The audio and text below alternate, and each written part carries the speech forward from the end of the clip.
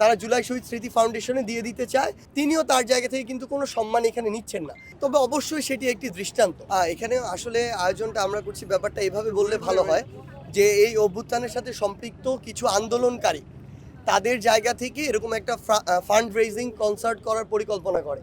এরপরে তারা আমাদের জুলাই শহীদ স্মৃতি ফাউন্ডেশনে যায় এবং আমাদেরকে জানায় যে তারা এরকম একটা ফান্ড রেজিং প্রোগ্রাম করতে চায় এবং এখানে যতটুকুই ফান্ড কালেক্ট হোক না কেন পুরোটাই তারা জুলাই শহীদ স্মৃতি ফাউন্ডেশনে দিয়ে দিতে চায়, আমাদের যারা শহীদ পরিবার রয়েছে তাদের জন্য, আহতদের জন্য।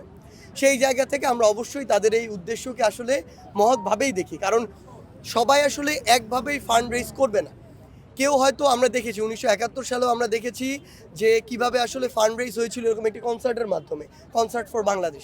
সো অনেকে হয়তো এরকম কনসার্টের মাধ্যমে ফান্ড রেজ করবে, অনেকে হয়তো ব্যক্তিগত জায়গা থেকে ব্যবসায়িক প্রতিষ্ঠানের মাধ্যমে এরকম ফান্ড রেজ করবে। আমরা তাদের উদ্দেশ্যকে ভালোভাবে দেখেছি, এরপরে তাদেরকে আমরা আমাদের জায়গা থেকে ফাউন্ডেশনের পক্ষ থেকে যেভাবে সহযোগিতা করা যায়, যতটুকু করা যায় ততটুকু করার চেষ্টা করেছি। এবং এখানে যিনি অতিথি হিসেবে আসছেন, বিশ্বের অন্যতম একজন আসলে সঙ্গীত শিল্পী, উনার সেক্টরে রাহাত ফাতে আলী খান, তিনিও তার জায়গা থেকে কিন্তু কোনো সম্মান এখানে নিচ্ছেন না। এবং এখানে বাংলাদেশ সেনাবাহিনীর পক্ষ থেকে আর্মি স্টেডিয়ামেও কিন্তু কোনো এখানে আসলে ফি বা ভাড়া কোনো কিছু নেওয়া হচ্ছে না।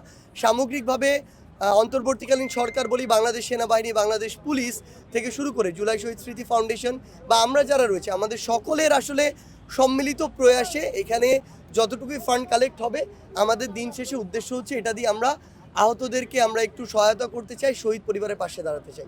যারা এই আয়োজনের পরিকল্পনা প্রথম করেছে তারাই এই জিনিসটি ভালো বলতে পারবে, তবে অবশ্যই সেটি একটি দৃষ্টান্ত এবং সেটিকে সামনে রেখে হয়তো অনেক সময় বাংলাদেশে এরকম বিভিন্ন ফান্ড রেজিং প্রোগ্রাম হয়েছে, বিভিন্নজন বিভিন্নভাবে করেছে। এমনিতে আসলে ফোনের মাধ্যমে ইউটিউবে বা টেলিভিশনে আগে শোনা হয়েছে, সামনাসামনি কখনো শোনা হয়নি।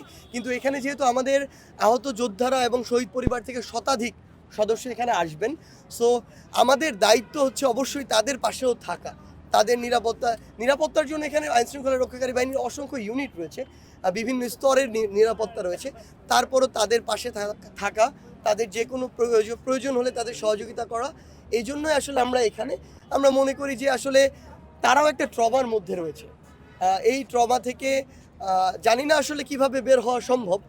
হয়তো যদি কোনোভাবে রাহাত ফাতে আলী খানের যে আসলে সঙ্গীত যদি কোনোভাবে সহযোগিতা করে তাহলে হয়তো সেটা ভালো লাগবে, এটুকুই আর কি। জুলাই স্মৃতি ফাউন্ডেশন এই কনসার্টকে কিভাবে সহযোগিতা করছে?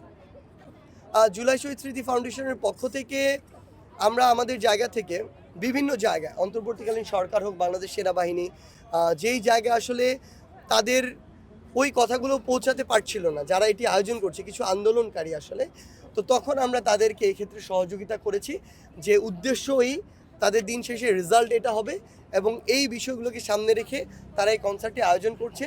আপনাদের পক্ষ থেকে যদি তাদের উদ্দেশ্যকে সৎ এবং মহৎ মনে হয় তাহলে আমরা আমাদের জায়গা থেকে সহযোগিতা করার আহ্বান জানাচ্ছি।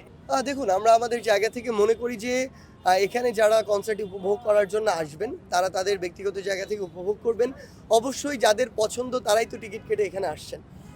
এবং আমরা আমাদের জায়গা থেকে মনে করি আমরা যারা রয়েছি সাধারণ, আমাদের আসলে একটা নিজেদের কিছু দায়বদ্ধতা আছে।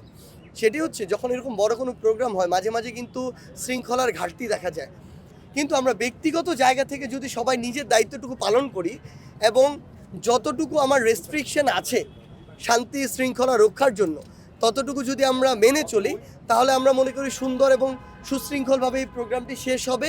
এবং শেষ হলে দিন শেষে এখান থেকে যেই ফান্ডটাই আসবে, আমরা মনে করি এই ফান্ডটা দিয়ে আমরা শহীদ পরিবার এবং আহতদের পাশে দাঁড়াতে পারবো। সো সামগ্রিকভাবে একটি ভালো প্রোগ্রামের প্রত্যাশা করছি।